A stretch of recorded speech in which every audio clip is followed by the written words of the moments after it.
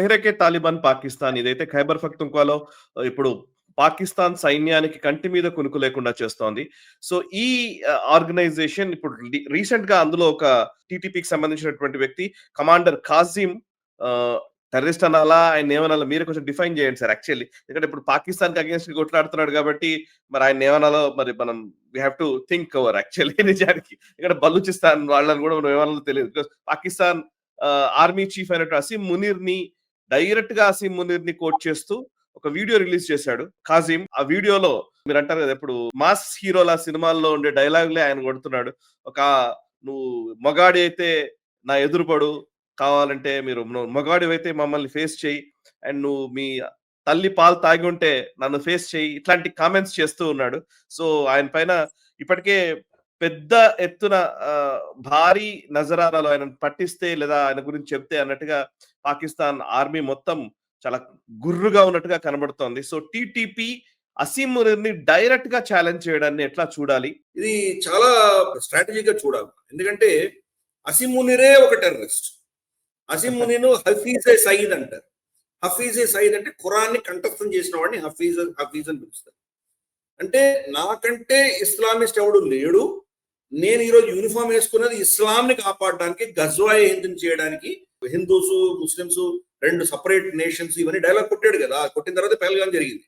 కాబట్టి నాకంటే పెద్ద ఇస్లామిస్ట్ ఎవడు లేదు అన్నటువంటి కరుడుగట్టిన జిహాదీకి ఛాలెంజ్ ఈరోజు టీటీపీ జరుగుతోంది.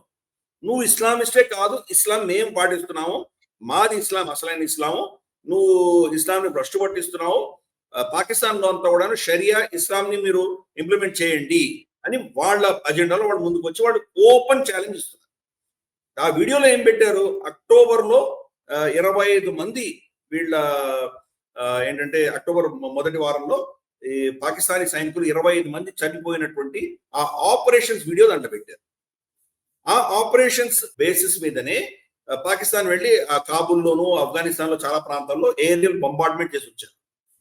కాబట్టి అది పెట్టి ట్వీట్ చేశారు, నువ్వు ఎక్కడో ఆఫ్ఘనిస్తాన్ లో వెళ్ళి చంపడం కాదు, దమ్ములుండి వచ్చి నన్ను ఫేస్ చేయి, ఇక్కడ నేను ఇక్కడే పాకిస్తాన్ లోనే ఉన్నాను, నేను ఖైబర్ పఖ్తూన్ఖ్వాలో ఉన్నాను, నీకు దమ్ము ఉంటే నువ్వు రా, చిన్న చిన్న సైనికులను పంపించి వాళ్ళని అనవసరంగా చంపుతున్నావు, నువ్వు కమాండర్స్ మీరు రండి మా దగ్గరికి, మాతో యుద్ధం చేసే దమ్ములుంటే మీరు రండి అని ఓపెన్ ఛాలెంజ్ ఇస్తున్నారు. అంటే వాళ్ళకంత ధైర్యం ఎక్కడి నుంచి వచ్చింది, వాళ్ళకంత కెపాసిటీ ఎక్కడి నుంచి వచ్చింది, ఇది మనం అర్థం చేసుకోవాలి. అంటే వాళ్ళకు ఆ ఖైబర్ పఖ్తూన్ఖ్వా ప్రాంతంలో వాళ్ళకి చాలా పాపులారిటీ పెరిగింది. ఈ విషయం గమనించాలి. అంటే వాళ్ళందరూ మత ఛాందసం వల్ల వీళ్ళని సపోర్ట్ చేస్తున్నారా లేదా అనేది చాలా డిబేటబుల్ పాయింట్.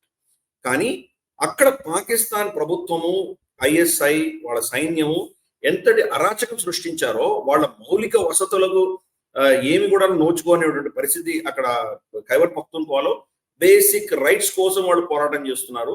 దాని నుంచి వాళ్ళని వంచారు. డిజపియరెన్సెస్ ఎవరిని పడితే వాళ్ళని ఎత్తుకుపోవడం, ఇలా చేయడం అన్ని చేసేసరికి ప్లస్ సున్నీ షియా గొడవలు పరాచినారి ప్రాంతంలో అంతా కూడా వాటిని ఆసరాగా తీసుకొని పాకిస్తాన్ ప్రభుత్వం చాలా దాన్ని సెక్టేరియన్ డివైడ్స్ లో కూడా వాళ్ళు పనిచేసేటువంటి ప్రయత్నాలు చేశారు.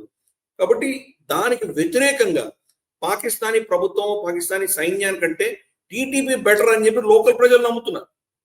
అంతవరకు మీరు తెచ్చుకున్నారు, పాకిస్తానీ ఎస్టాబ్లిష్మెంట్ తెచ్చుకుంది, పాకిస్తానీ ఐఎస్ఐ వీళ్ళ ఆర్మీ వీళ్ళ గవర్నమెంట్ తెచ్చుకున్నారు. అక్కడ చీఫ్ మినిస్టర్ని రీప్లేస్ చేసే ప్రయత్నం చేశారు. ఇమ్రాన్ ఖాన్ మనిషి అయినటువంటి మనకు గండాపూర్, అలీ అమీన్ గండాపూర్ని తీసేసి ఇంకొక ఆయన పెట్టే ప్రయత్నం చేశారు.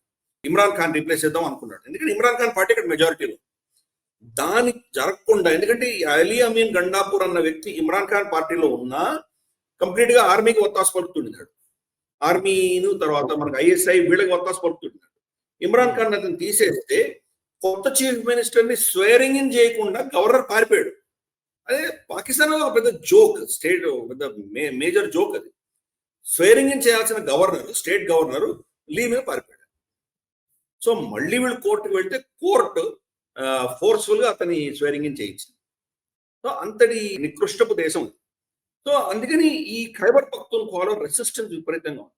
శాంతియుతంగా చట్టబద్ధంగా ప్రొటెస్ట్ చేస్తున్నటువంటి పష్తూన్ తెహఫూజ్ మూవ్మెంట్ పిటిఎం వాళ్ళనందరినీ అరెస్ట్ చేస్తున్నారు. మరి టీటీపీ తోటి మీరు డెమోక్రటిక్ గా మాట్లాడే వాళ్ళని మీరు అరెస్ట్ చేస్తే గన్నులు తీసుకున్నటువంటి వాళ్ళతో మీరు ఎలా ట్రీట్ చేయగలరు ఇంకా? కాబట్టి రెండు కూడా వాళ్ళకి డెమోక్రాటిక్ పోరాటం చేస్తున్న వాళ్ళని ఆయుధాలతో పోరాటం చేస్తున్న వాటిని ఇద్దరిని కూడా డీల్ చేయలేకపోతుంది. మేజర్ కారణం ఏంటంటే కనుక పంజాబీ నిరంకుశత్వం, మేమే ఠేకేదారులు, మేమే ఇస్లామిస్ట్, మేమే ఈ దేశం, మిగతా అందరూ మా బానిసలు అన్నటువంటి భావజాలము. రెండు, మిలిటరీ ఏంటంటే వాడిని చంపు వీడిని చంపు ఆపరేషన్స్ చేయి ఇదే ఆలోచన చేయగలరు, కానీ వాళ్ళని సివిల్ సొసైటీ ఎలా ఎంగేజ్ చేసి మాట్లాడగలరు అనేది వాళ్ళకి చేత కాదు. మనం ప్యారలల్ చూద్దాం, మన లద్దాఖ్ లో చూసాం ఏమైందో. సోనం వాంగ్చుక్ గొడవ అంతా అయింది, మనం చూసాం. సోనం వాంగ్చుక్ గొడవ అయిన తర్వాత సోనం వాంగ్చుక్ అరెస్ట్ చేసాము, అరెస్ట్ చేయగానే నిరసనలు వచ్చాయి, ఇమ్మీడియట్ రియాక్షన్ వాళ్ళదేంటి, మేము ప్రభుత్వంతో మాట్లాడము, ఇటువంటి కండిషన్స్ అన్ని పెట్టారు. మీరు సోనం వాంగ్చుక్ ని రిలీజ్ చేస్తే కానీ మేము మాట్లాడడం. పాకిస్తాన్ లో ఇదేమో ఉండేది, ఇమ్మీడియట్ గా ఆర్మీ వెళ్ళి వాళ్ళని షూట్ చేసి వచ్చి ఉండేది, ఆడ రక్తపాతం జరుగుండేది. తెహ్రీకే లబ్బేక్ పాకిస్తాన్ ఎలా చంపారో అలా చంపుండేవాడు వాడు. వాళ్ళు తెలిసిన రెస్పాన్స్ అంతనే, ఇమ్మీడియట్ వెళ్ళి చంపడం, వాళ్ళని అరెస్ట్ చేయడం, డిసపియర్ చేయడం, ఇటువంటివి చేసి ఉండేవాడు. మనం ఏం చేసాం, ఆ టెంపరేచర్ కూల్ డౌన్ అయిన తర్వాత మనం ఏం పట్టించుకోలేదు, సోనం వాంగ్చుక్ రిలీజ్ చేయలేదు. ఈ రోజు ఏమైంది, వాళ్ళే భారత ప్రభుత్వంతో చర్చించామని చెప్పేసి వాళ్ళ హిల్ డెవలప్మెంట్ కౌన్సిల్ వ్యక్తులు వాళ్ళే ముందుకు వచ్చారు. సో మన సమస్యలని సివిలియన్ గవర్నమెంట్ డీల్ చేసినట్టు మిలిటరీ గవర్నమెంట్ డీల్ చేయలేదు. అందుకనే ఖైబర్ పఖ్తూన్ఖ్వాలో ఈ రోజు టీటీపీ ఓపెన్ ఛాలెంజ్ ఇస్తోందంటే వాళ్ళ బేస్ ఎంత పెరిగిందో మనం అర్థం చేసుకోవాలి. ఇవన్నీ కూడాను these are all signs of decay in the structure. Pakistan అనే ఒక దేశం, ఒక ఇన్స్టిట్యూషన్స్, వాళ్ళకి సంస్థలు ఏవైతే ఉంటాయో, వాళ్ళ కోర్టు, ఆర్మీ, ప్రభుత్వము, మనకు సిఎన్డేజీ, ఇటువంటి ఏవే సంస్థలు ఉన్నాయో, ఐఎస్ఐ, ఈ సంస్థల యొక్క పతనం, వాడి క్షీణ దశ మనం చూస్తున్నాం.